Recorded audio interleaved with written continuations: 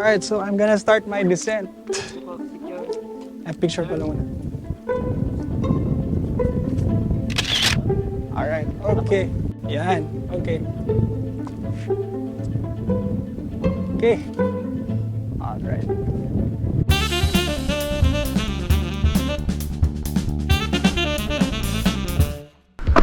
So today I'm gonna be with my brothers and my friends in this adventure, and we're gonna hike and trek and do rope courses for around 4 hours.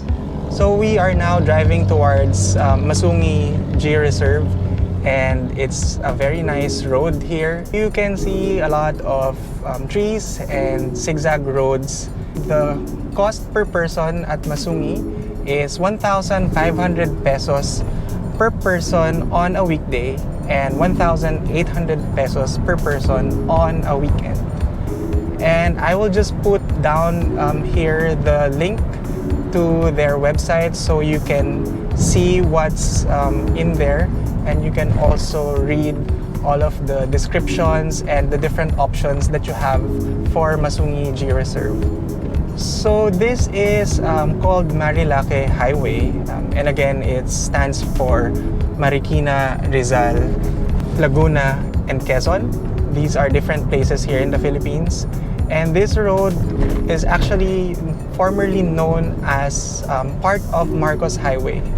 Discovered it. Sir, pasok po tayo sir. Doon po tayo pa-park sir sa dulo. Okay. Salamat din.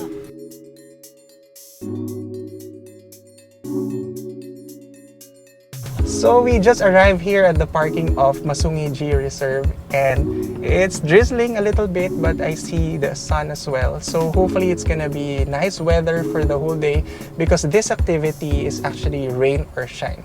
Hello!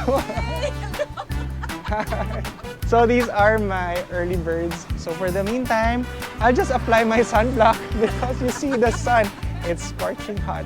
Please bring your sunblock because you only have one skin, and it's also nice to bring a parka because as you can see it's now drizzling, and I think it almost always drizzle here in this area. It's 11:10, we are around 10 minutes late, but I'm so happy they're all here, and I'm just gonna introduce them to one another. All of you have to arrive at the venue first before your group is allowed to enter. From the main gate, we have to walk 10 minutes to the, I think, orientation hall.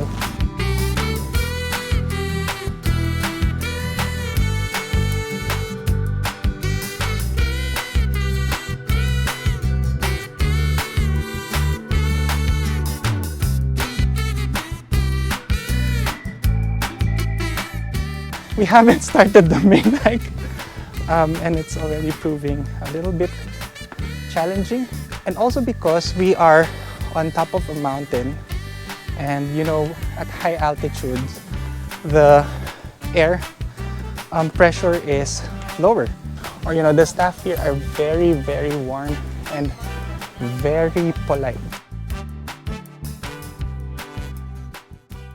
Kamusta naman ang naging biyahe niyo papunta rito? Nakatulog naman po ba ng maayos kagabi? Ako si Jason, isa rin sa tagapag-alaga dito sa lugar, at kami po ay nagpapasalamat sa bawat isa sa inyo sa pagkakaroon niyo ng oras at panahon para bisitahin naman kami dito po sa Masungi, Rizal. Huwag din po tayo maghiwa-hiwalay doon sa loob. Sa huli, ingatan nyo lang din yung dala nyo pong cellphone kasi marami na po mga nahulog na mga gamit po doon. Kaya tinawag po itong Masungi, nanggaling pa ito mismo sa salitang sungki-sungki.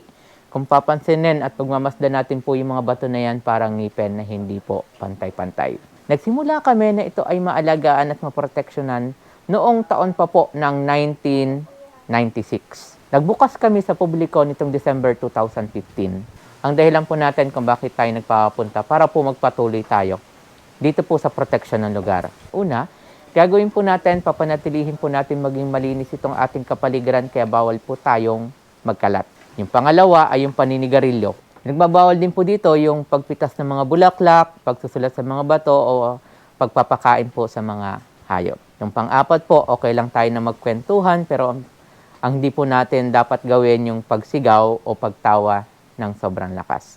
Kailangan nyo pa rin po magsuot ng helmet. Iisang sukat siya, mga bagong laba po yan.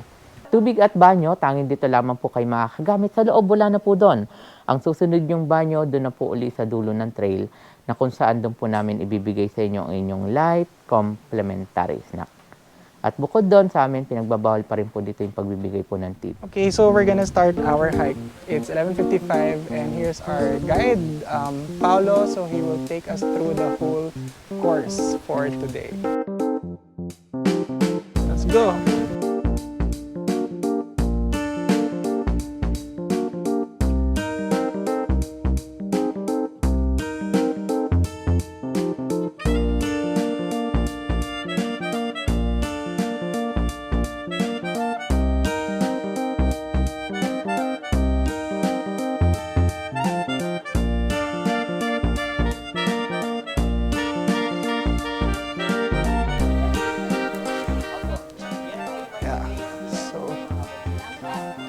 Okay. So it's relatively easy. Just need to climb using your legs and your upper body. And I'm here. I made it. Salamat. Thank you. Okay, that's the first stop here at Masungi Georeserve.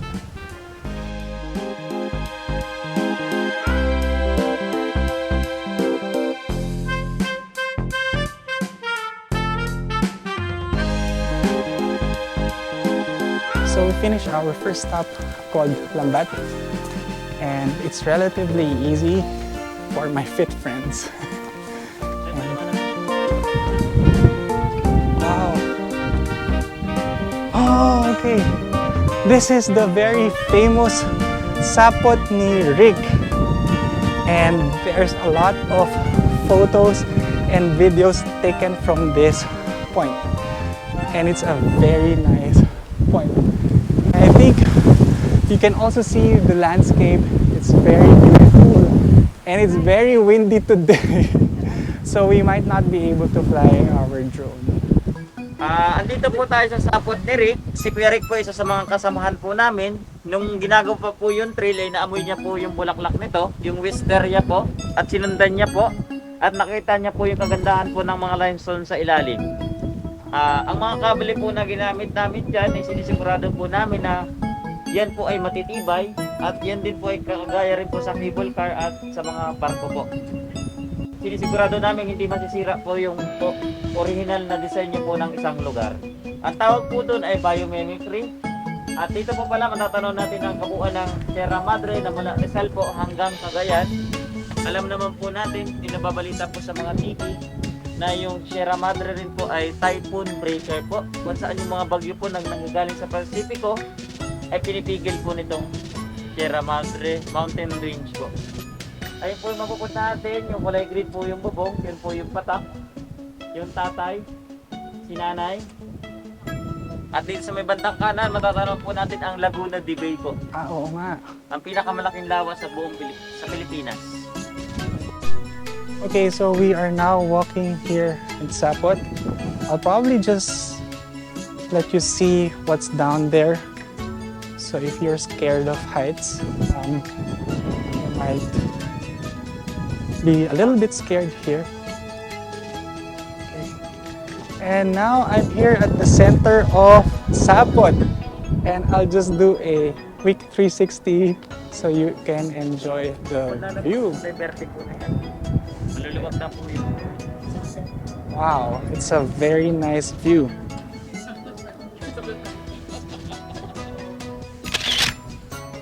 Okay, we've all made it here at Sapot, and it's a very nice experience.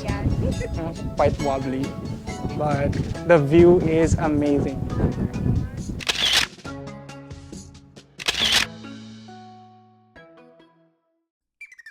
Okay, so we're gonna continue our trek.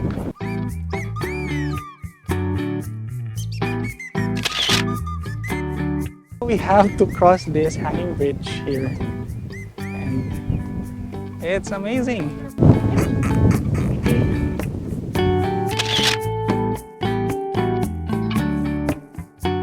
And now we're all traversing this hanging bridge I hope I can see everyone. So this bridge is actually composed of wooden planks, and you have to walk very carefully so you won't miss the wooden planks.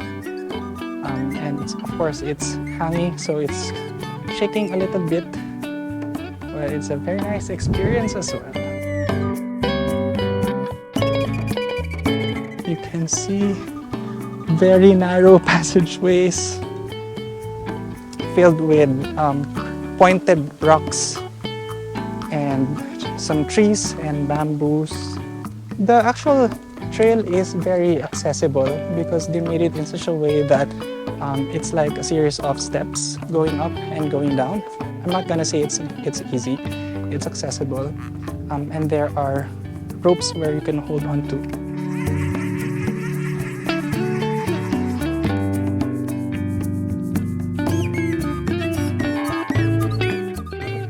Ituon po natin yung pansin natin sa yabag po ng ating mga paa. Dahil po sa buong buhay natin, minsan lang natin nabibigyan ng regalo yung inang kalikasan. Ngayon po yung oras na yun para bigyan naman siya ng pansin. Pakiusap lang po, wala po munang magsasalita. Wala munang gagamit po ng cellphone. At yung mga suot pong helmet, pakiusap lang po, lagi pong nakasuot. Panatiliin po dahil po may mga susuotan po tayong ganyan. At baka po mauntog po tayo kapag hindi po natin suot yung helmet.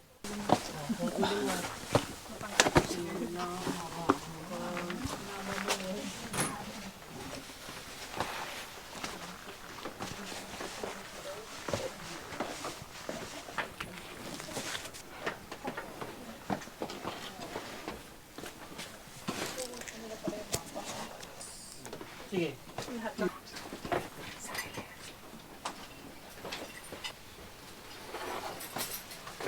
We have all made it safely.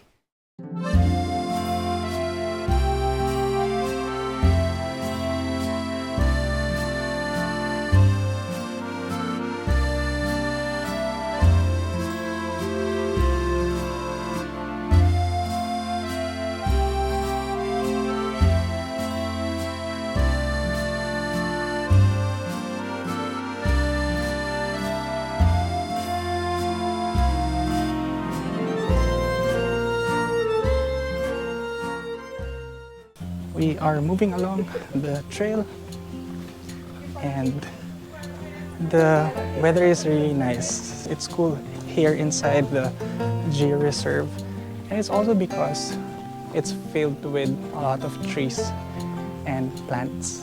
Paanan ni Tatay. So foot of Tatay. Tatay is a rock formation. So the highest rock formation here at Masungi Georeserve is called Tatay. Tatay is a Filipino word for father. It's already 1:15 and we are still hiking here at Masungi Georeserve. Wow! Yeah, there's a lot of hammocks here. You can see a lot of hammocks in this area. In fact, there are probably more than 10 hammocks, and this is our resting stop where you can drink and eat if you brought some food in here, and it's very relaxing. It's actually heart-shaped.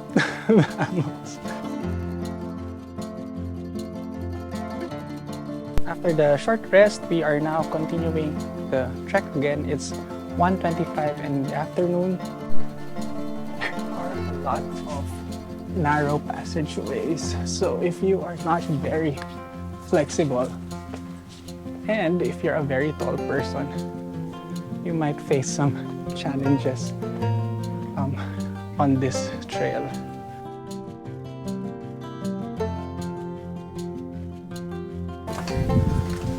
Unggoy. Oh, this is Unggoy.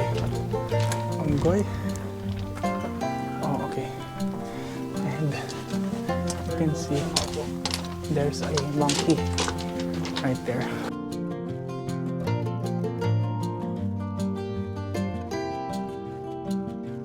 Yung imahe po na yan, kilala po siya Philippine long-tailed macaque. Yan po ay kayang mabuhay po sa tatlong lugar, sa kagaya po ng kabundukan, sa pagmamagitan po ng pagkuha ng mga prutas.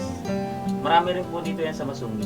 So we're gonna cross this hanging bridge, and in the middle there's a like float hanging gazebo. It's also a little bit wobbly. This bridge is made of plastic and metal and rope. So, wow. Yeah, look at that view. And look at the surroundings. It's so beautiful.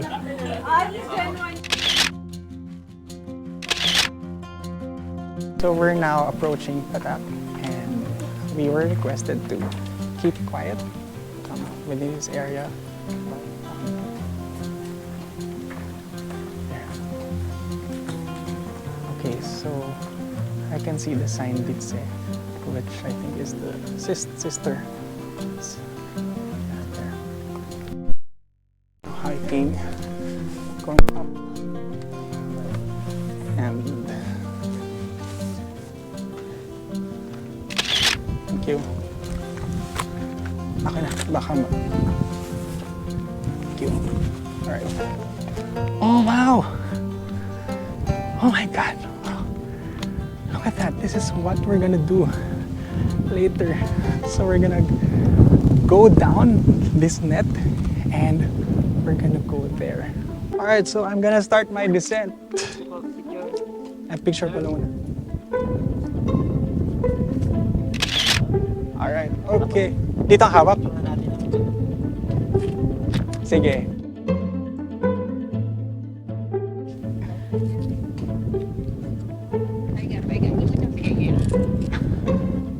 Yan, okay. Okay. Alright. So hopefully the GoPro Max is able to capture a nice 360. I think here you just have to work your way down, and if you're scared of heights, just don't look down because it's really high.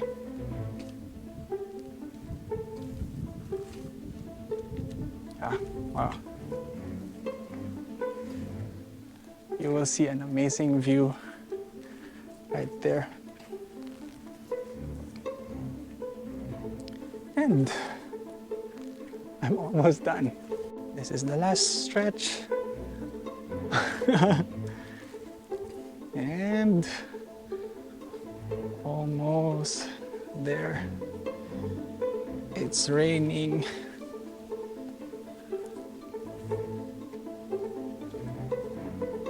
Okay. And so I made it.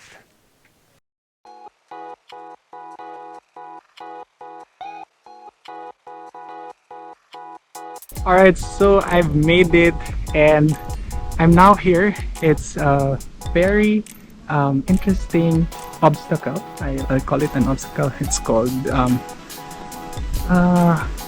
Patak, which is drop in English, and literally have to go down, like you have to climb down nets. And if you're scared of heights, you get scared a little bit. So my tip for you is not to actually look down because we're in a very high place. So you can see there's the mountains. It's really an amazing view.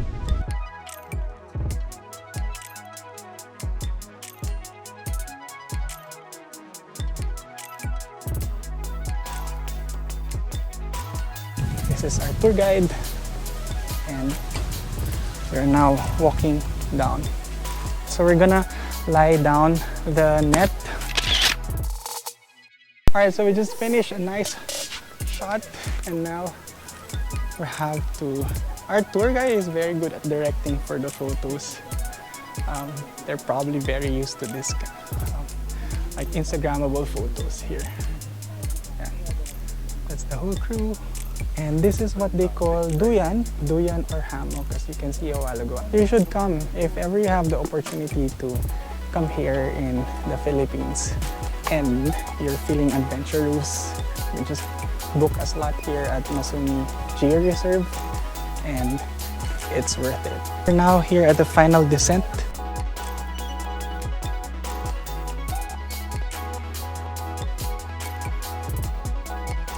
And it's relatively easy.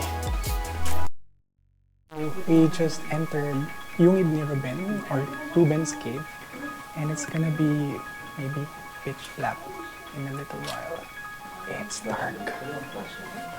Despite the candles, it's dark. I think yun lang yung madilim na part. So that's the end of the very short Yungib ni Ruben.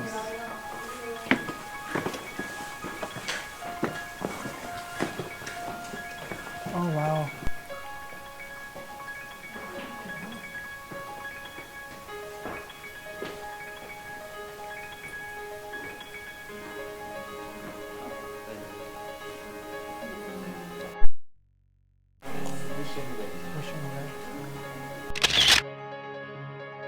On our way out.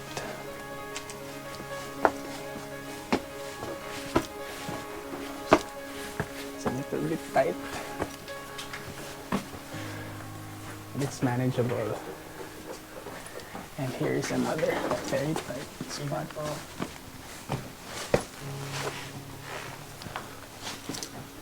Okay.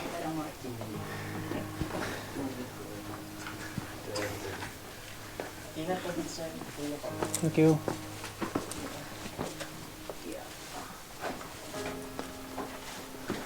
Okay. Wow, the views are really amazing. Wow. Oh, is this the top of Tatay? Okay. We are now almost on top of Tatay. You can see that's the top of Tatay. And it's an amazing view of the Sierra Madre from this point. So we're gonna climb Tatay. I believe this is the highest peak here at the Masungi Georeserve, and Tatay is actually the Filipino word for father. And the weather is nice, the wind is blowing, and it's cold, and the views are amazing. It's still windy for the drone. Wow, it's an amazing view.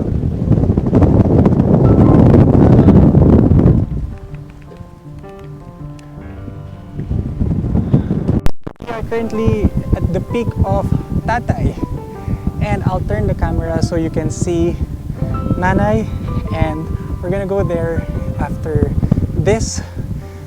We'll just enjoy the amazing view and the nice weather. The wind is blowing really hard, and it's an amazing experience.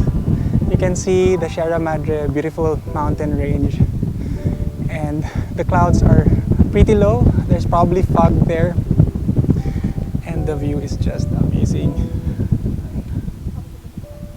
We are here at the peak of Tatay, and you can see a 360 view of this place. But the weather is nice, it's very windy, the wind is cold, and it's so beautiful. So after Tatay, we're now heading to Nanay. And Nanay is the Filipino word for mother. Ang ganda dito. Sobrang ganda. I wish I can spend more time, but of course there's a time limit, and also there's other tourists who need to go to the different spots. Well, it's a good thing that we were able to capture some amazing views for all of you. Alright, so we have reached the peak of Nanay, and you can see it's a very nice area. There are two bridges here, so one back there, and the other one right there at the back. I'll just do a quick 360 so you can see what we are currently seeing. And it's very, very windy. As you can see, my shirt is being blown by the wind. And the wind is cool. It's very nice. It's a very nice feeling.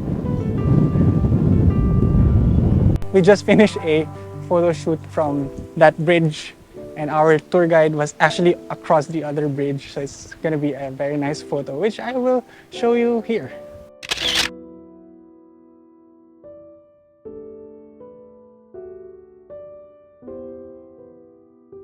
We are gonna go to our last three stops, and so far it's a very enjoyable experience. And look at that view. Look at that view. Wow. Grabe. It's amazing. This trail is wonderfully woven into nature. So it's a very relaxing and calming experience. Oh, what is that? Blue ants. This is a blue ant, which is endemic here at Masungi.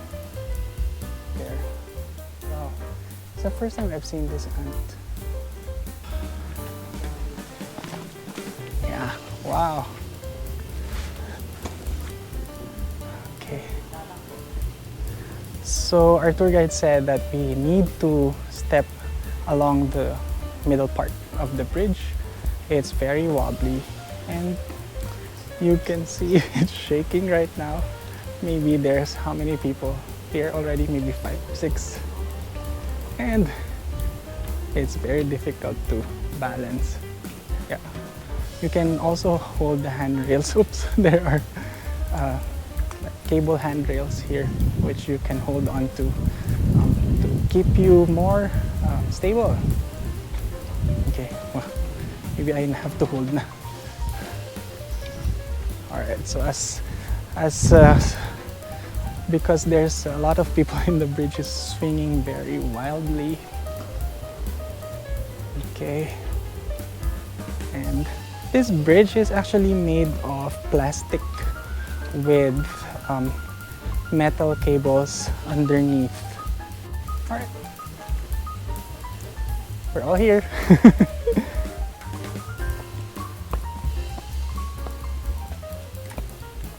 We've reached another resting place with 2 hammocks here. There. Yeah. Okay. We are on to the next, I think 3 stops. And it's, what time is it? It's 3:23 in the afternoon. And we have been blessed so far with very good weather.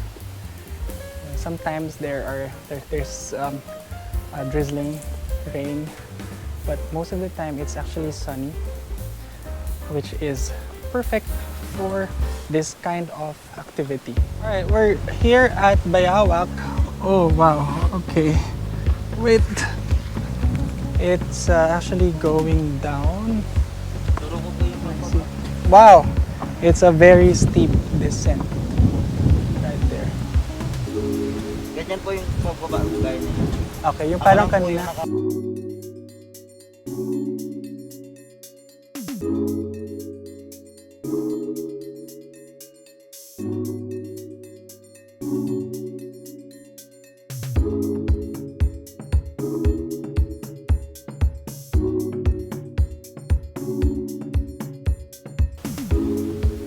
Grabe, from this point of view, no, it looks hard, much harder than actually going down.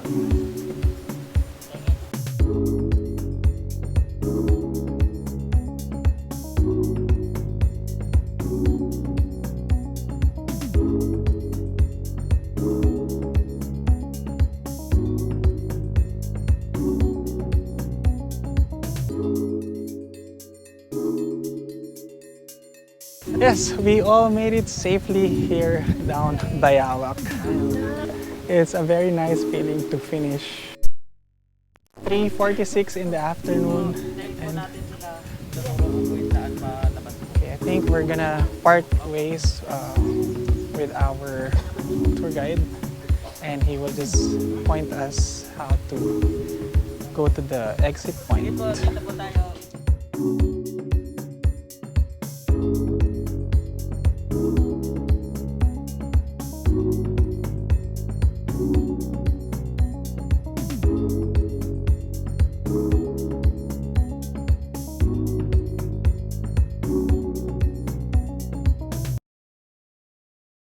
So this is our snack. No, we have bananas, saba, and we have, I think, what is this? Bread. This is bread. Bread tasty and chicken spread, I think. Actually, this place is very cozy. So this is where everyone is gonna eat their snacks after the trek.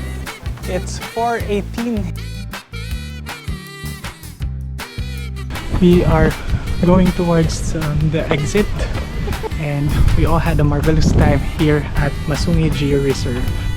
It took us 4 hours to complete the Discovery Trail because we're a large group of 10 and we were also taking a lot of photos and videos.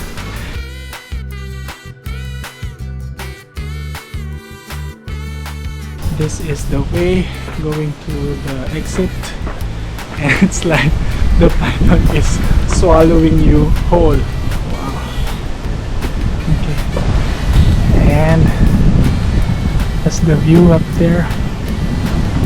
We are traversing the Sawa, or the python, which is a long snake, and it's actually a nice model of a snake. So it's like you're walking inside the snake's skin. That's the end of the Sawa. We just left our helmets there, and one thing I noticed about the people who work here, they're very respectful and courteous and very nice and warm people. So, and that's a good representation of the Philippine culture. Filipinos are very warm and very kind in general, and I'm so happy that you can experience that kind of culture here at Masungi Georeserve. And we've made it